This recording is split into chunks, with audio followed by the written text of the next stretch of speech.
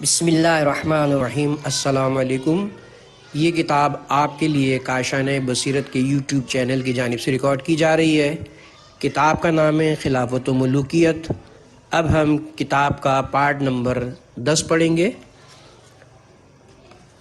اس کے بعد دوسرا سخت المناک واقعہ جنگ حرہ کا تھا، جو 63 ہجری کے آخر اور خود یزید کی زندگی کے آخری ایام میں پیش آیا۔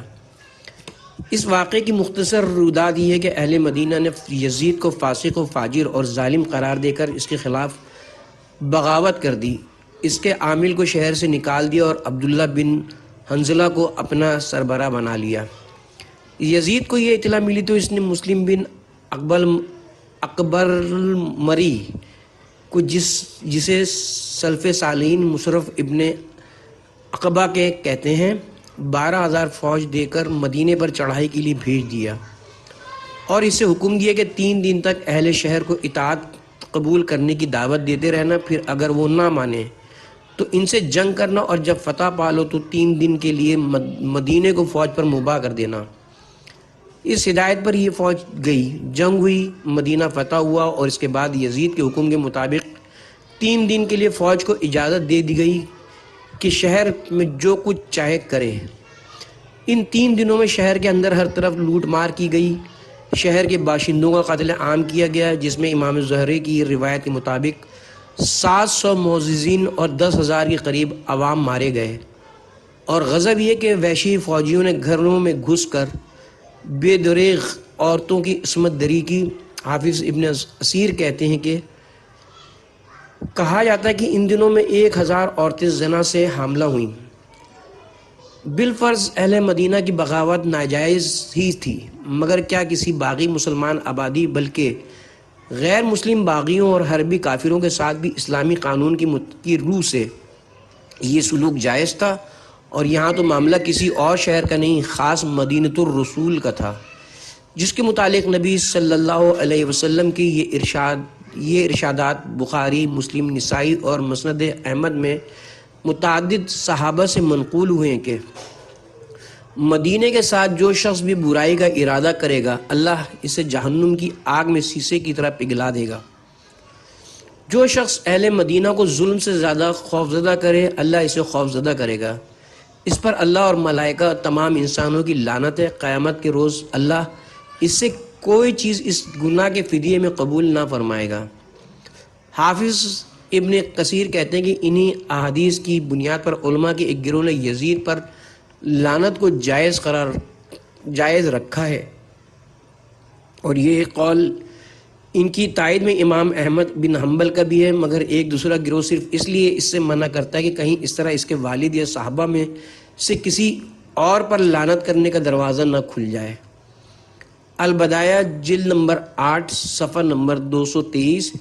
امام احمد بن حنبل کے جس قول کا حوالہ یہاں ابن کثیر نے دیا ہے، اس کی تفصیل یہ ہے کہ ایک مرتبہ امام احمد کے صاحبزادے عبداللہ نے ان سے پوچھا یزید پر لعنت کرنے کا کیا حکم ہے؟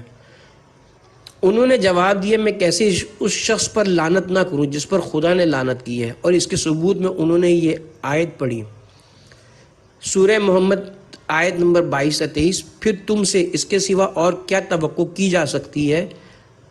اگر تم فرما روا ہو گئے تو زمین میں فساد برپا کرو گے اور قطع رحم کرو گے، ایسے ہی لوگ ہیں جن پر اللہ نے لعنت کی ہے۔ یہ آیت پڑھ کر امام نے فرمایا اس سے بڑا فساد، اس سے بڑی قطع رحمی اور کیا ہوگی جس کا ارتکاب یزید نے کیا۔ امام احمد کی اس قول کو محمد بن عبد الرسول نے الاشاعہ فی اشراط الساعہ میں اور ابن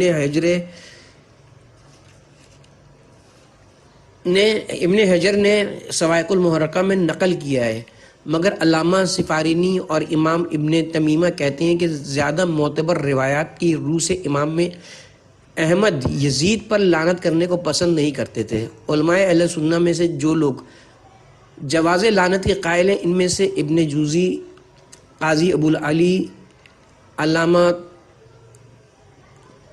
تفتازانی اور علامہ جلال الدین سیوطی نمایاں ہیں، اور عدم جواز کے قائلین میں نمایاں ترین بزرگ امام غزالی اور امام ابن تیمیہ ہیں۔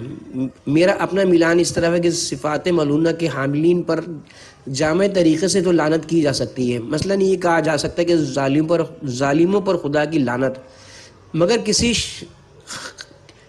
شخص سے خاص پر متعین طریقے سے لعنت کرنا مناسب نہیں ہے، کیونکہ اگر وہ زندہ ہو تو ہو سکتا ہے کہ اللہ تعالیٰ اسے بعد میں توبہ کی توفیق عطا فرما دے، اور اگر مر چکا ہو تو ہم نہیں جانتے کہ اس کا خاتمہ کس چیز پر ہوا ہے۔ اس لیے ہمیں ایسے لوگوں کے غلط کاموں کو غلط کہنے پر اکتفا کرنا چاہیے اور لعنت سے پرہیزی کرنا اولا ہے، لیکن اس کے معنی یہ بھی نہیں کہ ابھی یزید کی تعریف کی جائے اور اسے رضی اللہ عنہ لکھا جائے۔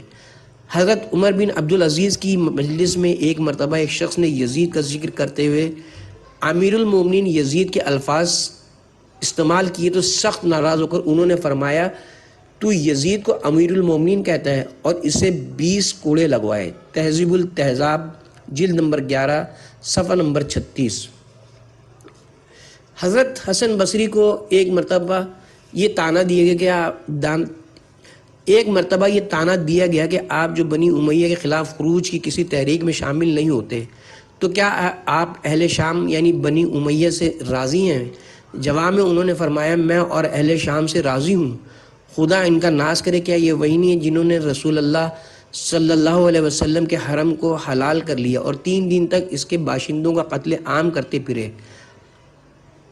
اپنے نبطی اور قبطی سپاہیوں کو اس میں سب کچھ کر گزرنے کی چھوٹ دے دی، اور شریعت دیندار خواتین پر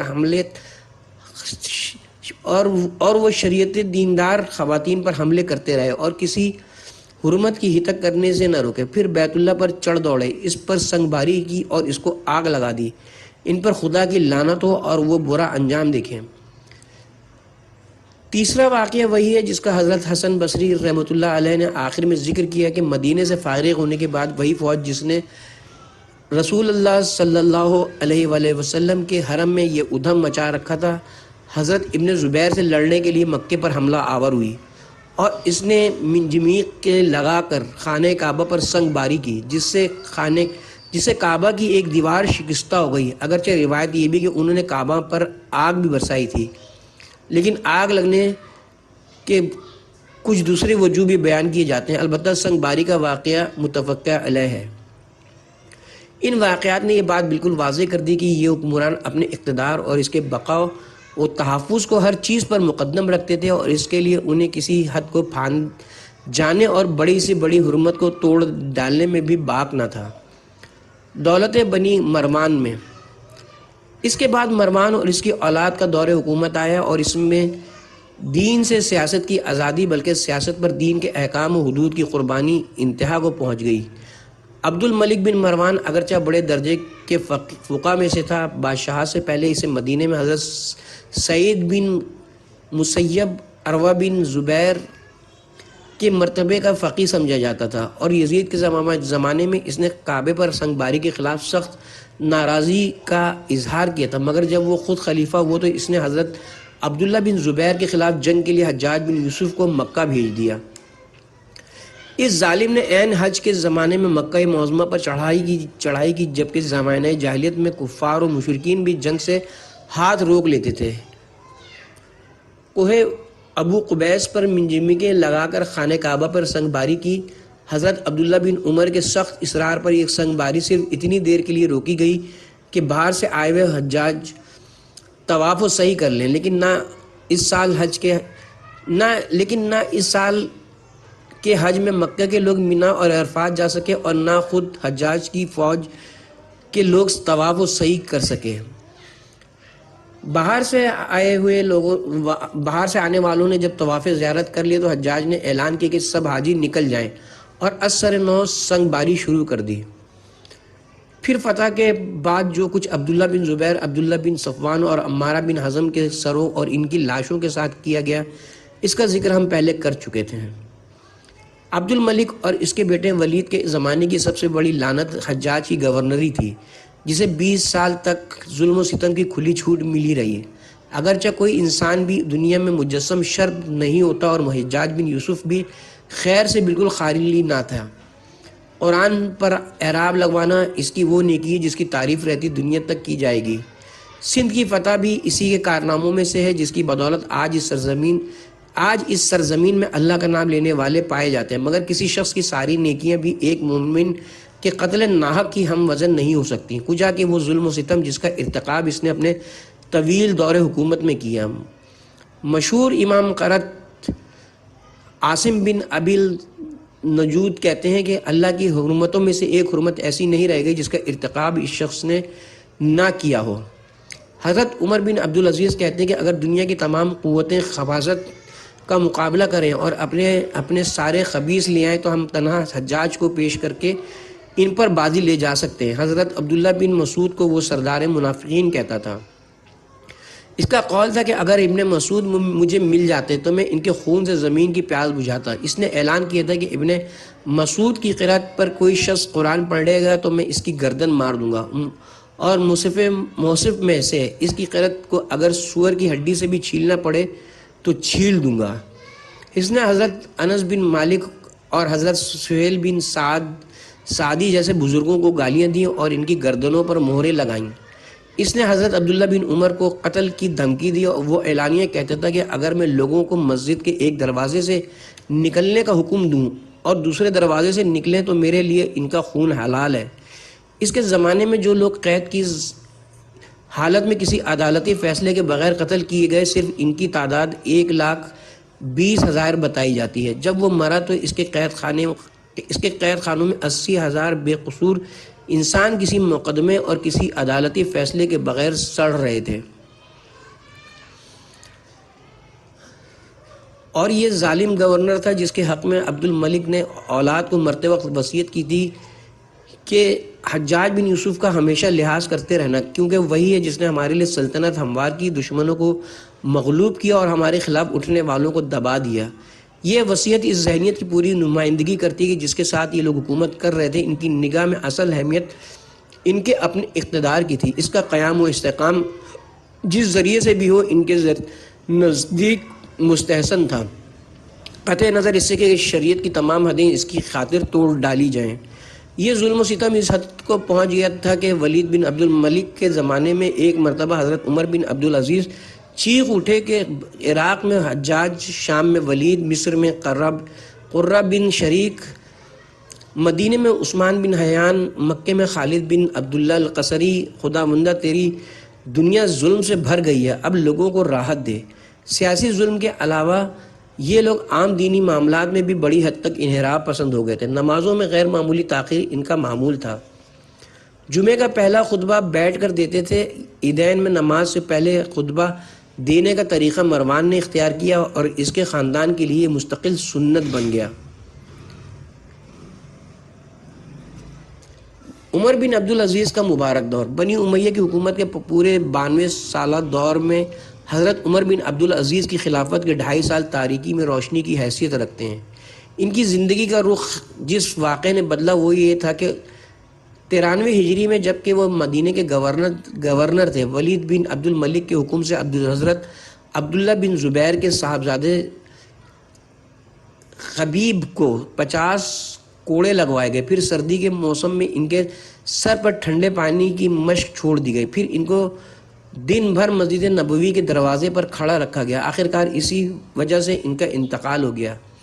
یہ ایک صریح ظلم تھا اور ایک قطعاً غیر شرعی سزا تھی جس کا ارتکاب گورنر کی حیثیت میں عمر بن عبدالعزیز کو کرنا پڑا، مگر اس کے بعد انہوں نے گورنری سے استعفیٰ دے دیا اور ان پر سخت رنج اور خوف خدا مسلط ہو گیا۔ 99 ہجری میں جب سلمان بن عبد الملک کی خفیہ وصیت کی بنا پر وہ خلیفہ بنائے گئے تو انہوں نے پھر ایک مرتبہ دنیا کے سامنے خلافت اور بادشاہی کا فرق نمایاں کر کے رکھ دیا۔ بیعت کی پہلی تقریر میں جو انہوں نے کی اس کے الفاظ یہ ہیں: میں اس حکومت کی آزمائش میں ڈال دیا گیا ہوں بغیر اس کے کہ میں نے اسے طلب کیا تھا یا مجھ سے اس معاملے میں رائے لی گئی ہوتی یا مسلمانوں سے مشورہ لیا گیا ہوتا۔ تمہاری گردنوں میں میری بیعت کا جو قلاوہ ہے اسے میں اتارے دیتا ہوں، اب تم لوگ خود جسے چاہو اپنے معاملات کا سربراہ بنا لو۔ مجمع نے بیک آواز میں کہا کہ ہم آپ ہی کو پسند کرتے ہیں، آپ کی حکومت پر ہم سب راضی ہیں۔ تب انہوں نے خلافت قبول کی اور فرمایا: در حقیقت اس امت میں کوئی اختلاف اپنے رب اور اپنے نبی اور اپنے دین کی کتاب کے بارے میں نہیں ہے بلکہ دینار و درہم کے معاملے میں ہے۔ خدا کی قسم میں کسی کو نہ باطل طریقے سے دوں گا اور نہ کسی کا جائز حق روکوں گا۔ لوگوں، جو اللہ کی اطاعت کرے اس کی اطاعت واجب ہے، اور جو اللہ کی اطاعت نہ کرے اس کے لیے کوئی اطاعت نہیں۔ جب تک میں اللہ کا مطیع رہوں میری اطاعت کرو، اور جب میں اللہ کا نافرمان ہو جاؤں تو میری اطاعت ہرگز تم پر لازم نہیں ہے۔ اس کے بعد انہوں نے یک لخت وہ تمام شاہانہ طور طریقے ختم کر دیے جو ان کے آباء و اجداد نے اختیار کر رکھے تھے، اور وہ طرز زندگی اختیار کیے جو خلفائے راشدین کے طرز سے مشابہ تھا۔ پھر وہ تمام جائیدادیں واپس کی جو خود ان کو ناجائز طریقے سے وراثت میں ملی تھیں، حتیٰ کہ اپنی بیوی کے زیورات اور جواہر وغیرہ بھی بیت المال میں داخل کر دیے، اور 40,000 دینار سالانہ کی جائیداد میں سے صرف 400 دینار سالانہ کی جائیداد اپنے پاس رہنے دی جو جائز طور پر ان کی ملکیت تھی۔ اس طرح سب سے پہلے خود اپنا حساب خدا اور امت سے صاف کرنے کے بعد انہوں نے اعلان کیا کہ شاہی خاندان اور اس کے عمرہ میں سے جس کے خلاف بھی کسی کا دعویٰ ہو وہ اپنی شکایت پیش کرے، اور جس نے بھی ثابت کر دی کہ کوئی چیز اس سے غصب کی گئی تھی اس کا حق اسے واپس دلوایا۔ اس پر بنی امیہ کے گھروں میں کوہرام مچ گیا۔ انہوں نے عمر بن عبدالعزیز کی پھوپھی فاطمہ بنت مروان کو، جس کا وہ بہت ادب لحاظ کرتے تھے، ان کے پاس بھیجا تاکہ وہ انہیں اس کام سے روکیں، مگر انہوں نے جواب دی کہ جب فرما رواں کے اپنے عزیز قریب ظلم کریں اور فرما رواں اس کا ازالہ نہ کرے تو دوسروں کو کیا منہ لے کر ظلم سے روک سکتا ہے۔ اس نے کہا تمہارے خاندان کے لوگ تمہیں متنبع کرتے ہیں کہ اس روش کا تمہیں سخت خمیازہ بھگتنا پڑے گا۔ انہوں نے جواب دیا قیامت کے خوف سے بڑھ کر اگر مجھے کسی چیز کا خوف ہو تو میں دعا کرتا ہوں کہ مجھے اس چیز سے امن نصیب نہ ہو۔ آخرکار وہ مایوس ہو کر پلٹی اور اس نے اپنے کنبے کے لوگوں سے کہا یہ سب تمہارا اپنا کیا دھرا ہے، تم عمر بن خطاب کے خاندان کی لڑکی بیاہ لائے۔ آخرکار لڑکا اپنے نانا پر چلا گیا۔ واضح ہے کہ حضرت عمر بن عبدالعزیز کی والدہ حضرت عمر رضی اللہ عنہ کی پوتی تھیں۔ ان کے احساس ذمہ داری کا یہ حال تھا کہ اپنے پیش رو سلمان بن عبد الملک کو دفن کر کے جب پلٹے تو بڑے غمگین دکھائی دے رہے تھے۔ لوگوں کو حیرت ہوئی کہ بادشاہی ملنے پر خوش ہونے کے بجائے الٹے رنجیدہ ہیں۔ پوچھا گیا کہ اس رنج و غم کا سبب کیا ہے؟ فرمایا مشرق سے مغرب تک پھیلی ہوئی اس امت محمد کا ایک شخص بھی ایسا نہیں ہے جس کا حق اس کی طلب کے بغیر مجھے ادا کرنا نہ ہو۔ ان کی بیوی کا بیان ہے کہ میں ان کے کمرے میں گئی تو دیکھا کہ جائے نماز پر بیٹھے رو رہے ہیں۔ میں نے پوچھا آپ کو کیا ہوا؟ انہوں نے جواب دیا میں نے امت محمد کے معاملات اپنے سر لے لیے ہیں۔ سوچتا ہوں کہ کوئی بھوکا فقیر ہے، کوئی بے کس مریض ہے، کوئی مظلوم محقور ہے، کوئی غریب قیدی ہے، کوئی بوڑھا ضعیف ہے، کوئی عیال دار مفلس ہے۔ غرض ملک کے ہر گوشے میں اس طرح کے لوگ پھیلے ہوئے ہیں۔ میں جانتا ہوں کہ میرا رب قیامت کے روز مجھ سے پوچھے گا کہ میں نے ان کے لیے کیا کیا، اور محمد صلی اللہ علیہ وسلم اس وقت میرے مقابلے میں مستغیث ہوں گے۔ ڈرتا ہوں کہ کہیں مقدمہ میرے خلاف نہ ثابت ہو جائے، اس لیے اپنے آپ پر ترس کھا کر رو رہا ہوں۔ انہوں نے ظالم گورنروں اور عالموں کو ہٹا کر ان کی جگہ اچھے حاکم مقرر کیے۔ وہ تمام ناجائز ٹیکس موقوف کیے جو بنی امیہ کے عہد میں وصول کیے جانے لگے تھے۔ مسلمان ہو جانے والوں پر جزیہ لگانے کا طریقہ بند کر دیا، اور اپنے حکام کو سخت تاکیدی احکام بھیجے کہ کسی مسلمان یا ذمہ کو قانون کے خلاف کوڑے نہ لگائے جائیں، اور کسی کو قتل یا ہاتھ کاٹنے کی سزا مجھ سے پوچھے بغیر نہ دی جائے۔ ان کے آخر عہد میں خارجیوں کے ایک گروہ نے ان کے خلاف علم بغاوت بلند کر دیا۔ انہوں نے اس گروہ کے سردار کو لکھا کہ خون خرابے سے کیا حاصل ہے، آ کر مجھ سے بحث کر لو، تم حق پر ہوگے تو میں مان لوں گا، میں حق پر ہوا تو تم مان لینا۔ خارجی سردار نے یہ بات تسلیم کر لی اور 2 آدمی بحث کے لیے بھیج دیے۔ ان دونوں نے کہا ہم مانتے کہ آپ کا طریقہ آپ کے اہل خاندان سے مختلف ہے اور ان کے اعمال کو آپ مظالم سے تعبیر کرتے ہیں، مگر یہ کیا بات ہے کہ جب وہ ضلالت پر تھے تو آپ ان پر لعنت نہیں کرتے؟ حضرت عمر بن عبدالعزیز نے جواب دیا کیا ان کی مذمت کے لیے یہ کافی نہیں کہ میں ان کے اعمال کو مظالم کہتا ہوں؟ اس کے بعد آخر لعنت کرنا ہی کیوں ضروری ہے؟ تم نے فرعونوں پر کتنی مرتبہ لعنت کی ہے۔ اس طرح حضرت عمر بن عبدالعزیز خارجیوں کی ایک ایک بات کا مسکت جواب دیتے چلے گئے۔ آخر ان میں سے ایک نے کہا کیا ایک عادل آدمی یہ گوارا کر سکتا ہے اس کا جانشین ایک ظالم ہو؟ انہوں نے کہا نہیں۔ اس نے کہا کیا آپ اپنے بعد یزید بن عبد الملک کے حوالے یہ خلافت کر کے جائیں گے؟ اور در حالانکہ آپ جانتے ہیں کہ وہ حق پر قائم نہ رہے گا۔ انہوں نے کہا کہ اس کے لیے تو میرا پیشرو سلمان بن عبد الملک پہلے ہی میرے بعد ولی عہدی کی بیعت لے چکا ہے، اب میں کیا کر سکتا ہوں؟ اس نے کہا کیا آپ کے خیال میں وہ شخص جس نے آپ کے بعد یزید بن عبد الملک کو نامزد کیا اسے ایسا کرنے کا حق تھا اور اس کا یہ فیصلہ برحق ہے؟ اس پر عمر بن عبدالعزیز لاجواب ہو گئے اور مجلس برخاست ہونے کے بعد بار بار کہتے رہے کہ یزید کے معاملے میں مجھے مار ڈالا، اس حجت کا صدقہ میرے پاس کوئی جواب نہیں، خدا مجھے معاف کرے۔ یہی وہ واقعہ ہے جس کے بعد بنی امیہ کو یہ خطرہ ہو گیا کہ اب یہ خاندانی بادشاہت بھی ختم کر کے چھوڑیں گے اور خلافت کو شورا کے حوالے کر جائیں گے۔ اس کے تھوڑی مدت بعد ہی انہیں زہر دے کر ہلاک کر دیا گیا اور پھر وہی سب کچھ ہونے لگا جو پہلے سے ہوتا چلا آ رہا تھا۔ دولت بنی عباس بنی امیہ کی حکومت سندھ سے لے کر اسپین تک دنیا کے ایک بڑے حصے میں کمال درجہ دبدبے کی حکومت تھی، اور بظاہر اس کی طاقت کو دیکھ کر گمان نہ ہو سکتا تھا کہ یہ کسی کے ہل سکے گی، لیکن جس طرز پر وہ چل رہی تھی اس کی وجہ سے بس گردنیں ہی اس کے آگے جھکی ہوئی تھیں، دلوں میں اس کی کوئی جڑ نہیں تھی۔ اس لیے پوری ایک صدی بھی نہ گزری تھی کہ عباسیوں نے نہایت آسانی سے ان کا تختہ الٹ دیا، اور جب وہ گرے تو کوئی آنکھ ان پر رونے والی نہ تھی۔ عباسیوں کے وعدے، نئے مدعیان خلافت جس وجہ سے کامیاب ہوئے وہ یہ تھے کہ انہوں نے عام مسلمانوں کو یہ اطمینان دلایا تھا کہ ہم خاندان رسالت کے لوگ ہیں، ہم کتاب و سنت کے مطابق کام کریں گے اور ہمارے ہاتھوں سے حدود اللہ قائم ہوں گے۔ ربیع الثانی سن 132 ہجری میں جب صفا کے ہاتھ پر کوفہ میں خلافت کی بیعت ہوئی تو اس نے اپنی پہلی تقریر میں بنی امیہ کی زیادتیاں بیان کرنے کے بعد کہا، میں یہ امید رکھتا ہوں کہ جس خاندان سے تم کو خیر ملی تھی اس سے ظلم و ستم، اور جہاں سے تم کو صلہ ملی تھی وہاں سے فساد تم نہ پاؤ گے۔ صفا کے بعد اٹھ کر اس کے چچا داؤد بن علی نے لوگوں کو یقین دلایا کہ ہم اس لیے نہیں نکلے کہ اپنے لیے سیم و زر جمع کریں یا محلات بنائیں اور ان میں نہریں کھود کر لائیں، بلکہ ہمیں جس چیز نے نکالا ہے وہ یہ کہ ہمارا حق چھین لیا گیا تھا اور ہمارے نبی آل ابی طالب پر ظلم کیا جا رہا تھا، اور بنی امیہ تمہارے درمیان برے طریقوں پر چل رہے تھے، انہوں نے تم کو ذلیل و خوار کر رکھا تھا اور تمہارے لیے بیت المال میں بیجا تصرفات کر رہے تھے۔ اب ہم پر تمہارے لیے اللہ اور اس کے رسول اور حضرت عباس کا ذمہ ہے کہ ہم تمہارے درمیان اللہ کی کتاب اور رسول اللہ کی سیرت کے مطابق حکومت کریں گے۔ لیکن حکومت حاصل کرنے کے بعد کچھ زیادہ مدت نہ گزری تھی کہ انہوں نے اپنے عمل سے ثابت کر دیا کہ یہ سب کچھ فریب تھا۔ ان کا عمل بنی امیہ کے دارالسلطنت کو فتح کر کے عباسی فوجوں نے وہاں قتل عام کیا، جس میں 50,000 آدمی مارے گئے۔ 70 دن تک جامع بنی امیہ گھوڑوں کا استبل بنی رہی۔ حضرت معاویہ سمیت تمام بنی امیہ کی قبریں کھود ڈالی گئیں۔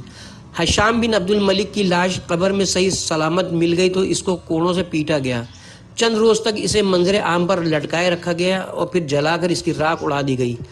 بنی امیہ کا بچہ قتل کیا گیا اور ان کی تڑپتی ہوئی لاشوں پر فرش بچھا کر کھانا کھایا گیا۔ بصرے میں بنی امیہ کو قتل کر کے ان کی لاشیں ٹانگوں سے پکڑ کر کھینچی گئیں اور انہیں سڑکوں پر ڈال دیا گیا جہاں کتے انہیں بھنبوڑتے رہے۔ یہی کچھ مکہ اور مدینے میں بھی ہوا، ان کے ساتھ کیا گیا۔ صفا کے خلاف موصل میں بغاوت ہوئی تو اس نے اپنے بھائی یحییٰ کو اس کی سرکوبی کے لیے بھیجا۔ یحییٰ نے اعلان کیا کہ جو شہر کی جامع مسجد میں داخل ہو جائے گا اس کے لیے امان ہے۔ لوگ ہزاروں کی تعداد میں وہاں جمع ہو گئے، پھر مسجد کے دروازوں پر پہرے لگا کر ان امان یافتہ پناہ گزینوں کا قتل عام کیا گیا اور 11,000 آدمی مار ڈالے گئے۔ رات کو یحییٰ نے ان عورتوں کی آہ بکا کا شور سنا جن کے مرد مارے گئے تھے۔ اس نے حکم دیا کہ کل عورتوں اور بچوں کی باری ہے۔ اس طرح 3 دن موصل میں قتل و غارت کا بازار گرم رہا، جس میں عورت مرد بچہ بوڑھا کوئی معاف نہ کیا گیا۔ یحییٰ کی فوج میں زنگی تھے وہ موصل کی عورتوں پر ٹوٹ پڑے اور زنا بالجبر کا طوفان برپا کر دیا۔ ایک عورت نے یحییٰ کے گھوڑے کی لگام پکڑ کر اسے شرم دلائی کہ تم بنی ہاشم میں سے ہو اور رسول اللہ صلی اللہ علیہ وسلم کے چچا کی اولاد ہو، تمہیں شرم نہیں آتی کہ تمہارے زنگی سپاہی عرب مسلمان عورتوں کی آبروزی کرتے پھر رہے ہیں۔ یحییٰ کو غیرت آ گئی، اس نے اپنی فوج کی زنگی سپاہیوں کی تنخواہوں اور انعامات کا لالچ دے کر جمع کیا اور سب کو قتل کرا دیا۔ یزید بن عمر بن حبیرہ کو صفا نے اپنے ہاتھوں سے امان نامہ لکھ کر دیا اور پھر عہد و پیمان کی صریح خلاف ورزی کر کے اسے قتل کرا دیا۔ خراسان کے مشہور فقیہ ابراہیم بن مامون ساغہ نے عباسیوں کے اس وعدے پر کہ وہ کتاب و سنت کے مطابق حدود اللہ قائم کریں گے بھروسہ کر کے ان کی دعوت کے لیے سرگرمی کے ساتھ کام کیا تھا، اور انقلاب کی کامیابی تک وہ ابو مسلم خراسانی کے دست راست بنے رہے تھے، مگر کامیابی کے بعد جب انہوں نے ابو مسلم سے حدود اللہ کے قیام کا مطالبہ کیا اور کتاب و سنت کے خلاف کام کرنے پر ٹوکا تو ابو مسلم نے ان کو سزائے موت دے دی۔ منصور کے زمانے میں عباسیوں کے اس دعوے کی قلعی بھی کھل گئی تھی کہ وہ آل ابی طالب پر بنی امیہ کے مظالم کا بدلہ لینے اٹھے تھے۔ جس زمانے میں محمد بن عبداللہ نفس زکیہ اور ان کے بھائی ابراہیم روپوش تھے اور منصور ان کی تلاش میں سرگرم تھا، اس نے ان کے پورے خاندان اور ان کے رشتہ داروں کو صرف اس قصور میں گرفتار کر لیے کہ وہ ان کا پتہ نہیں دے رہے تھے۔ ان کی ساری جائیداد ضبط کر کے نیلام کی گئی، ان کو بیڑیوں اور طوق و زنجیر میں مقید کر کے مدینے سے عراق لے جایا گیا۔ جیل میں ان پر سخت مظالم کیے گئے۔ محمد بن ابراہیم بن الحسن کو دیوار میں زندہ چنوا دیا گیا۔ ابراہیم بن عبداللہ کے خسر کو ننگا کر کے 150 کوڑے لگائے گئے، پھر قتل کر کے ان کا سر خراسان میں گشت کرایا گیا، اور چند آدمی اس کے ساتھ عوام کے سامنے یہ شہادت دیتے پھرے کہ یہ نفس زکیہ کا سر ہے۔ کچھ مدت بعد جب نفس زکیہ مدینے میں شہید ہوئے تو ان کا سر کاٹ کر شہر شہر پھیرایا گیا، اور ان کی اور ان کے ساتھیوں کی لاشیں 3 دن تک مدینے میں برسر عام لٹکائی گئی، پھر کوہ صلا کے قریب انہیں مقابر یہود میں پھینک دیا گیا۔ ان واقعات نے ابتدائی میں یہ ظاہر کر دیا کہ بنو امیہ کی طرح بنو عباس کی سیاست بھی دین سے آزاد ہے، اور سیاسی اغراض کے لیے خدا کی قائم کی ہوئی حدود کو پھان جانے میں جس طرح انہیں باکنا تھا انہیں بھی نہیں ہے۔ ان کے ہاتھوں جو انقلاب ہوا اس سے صرف حکمرانی بدلے، طرز حکومت نہ بدلا۔ انہوں نے اموی دور کی کسی ایک خرابی کو بھی دور نہ کیا، بلکہ ان تمام تغیرات کو جوں کا توں برقرار رکھا، اور خلافت راشدہ کے بعد ملوکیت کے آ جانے سے اسلامی ریاست کے نظام میں رونما ہوئے تھے۔ بادشاہی کا طرز وہی رہا جو بنی امیہ نے اختیار کیا تھا، فرق صرف یہ ہوا کہ بنی امیہ کے لیے قسطنطنیہ کے قیصر نمونہ تھے تو عباسی خلیفہ کے لیے ایران کے کسریٰ۔ شورا کا نظام بھی اسی طرح معطل رہا، اور اس سے وہی نتائج رونما ہوتے رہے جن کی طرف ہم پہلے اشارہ کر چکے ہیں۔ بیت المال کے معاملے میں بھی ان کا طرز عمل امویوں سے مختلف نہ تھا، نہ اس کی آمدنی کے معاملے میں شریعت کے احکام و قواعد کی پابندی کی جاتی تھی، نہ خرچ کے معاملے میں۔ بیت المال امت کا نہیں بادشاہ کا خزانہ تھا، جس کی آمد و خرچ کے معاملے میں کسی کو محاسبے کا حق نہ تھا۔ عدلیہ پر خلیفہ اور اس کے قصر اور عمرا اور متوسلین کا دباؤ بھی ویسا ہی رہا جیسا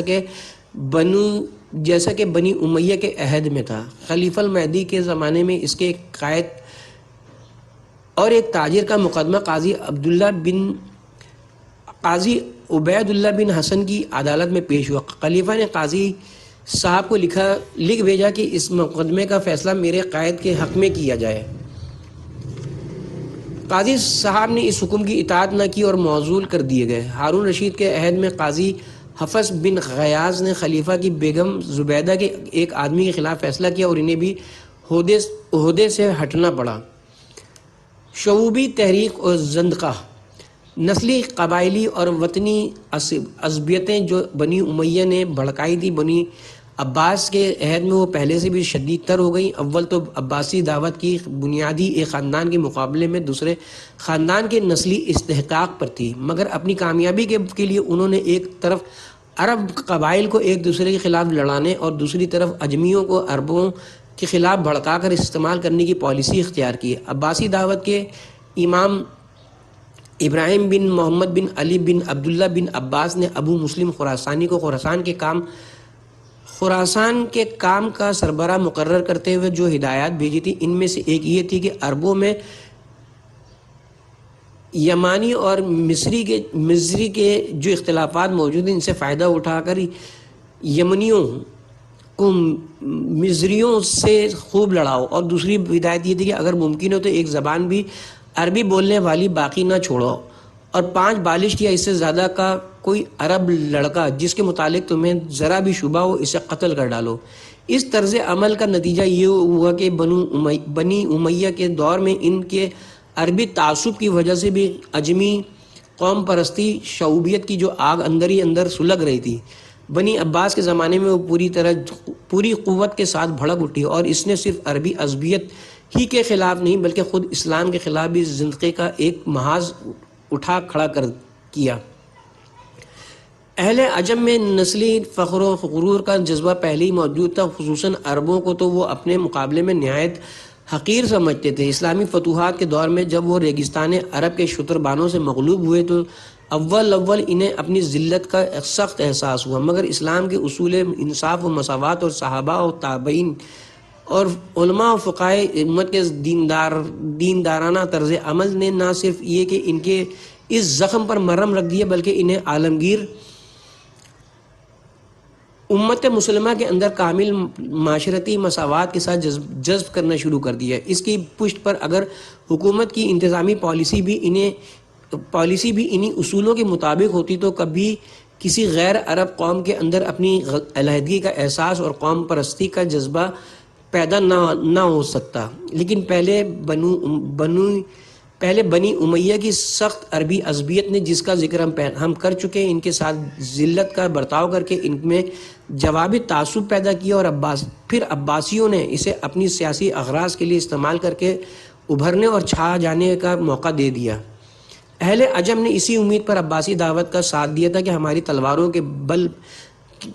کے بل پر جب نئی سلطنت قائم ہوگی تو اس پر ہم چھائے رہیں گے اور عربی اقتدار کا خاتمہ کر دیں گے۔ ان کی یہ توقع بالکل ٹھیک تھی اور وہ پوری ہوئی۔ الجہاز کہتے ہیں کہ دولت عباسیہ ایک خراسانی حکومت بن کر رہ گئی۔ منصور کے زمانہ خلافت میں سپہ سالاری اور گورنری کے اکثر و بیشتر مناصب پر اجمی مقرر کیے گئے اور عربوں کی بالادستی ختم ہو کر رہ گئی۔ الجہشاری نے تاریخ الوزراء میں منصور کے اعمال کی جو تفصیلات دی ہیں، ان میں سب اجمی نظر آتے ہیں۔ ان اجمیوں نے سیاسی قوت حاصل کر کے شعوبیت کی تحریک زور شور سے اٹھائی، جو اپنی حقیقت کے اعتبار سے محض قوم پرستانہ تحریک ہی نہ تھی بلکہ اپنے جلوے میں زندقہ و الحاد اور اباحید کے جراثیم بھی ساتھ ساتھ لے کر آئی تھی۔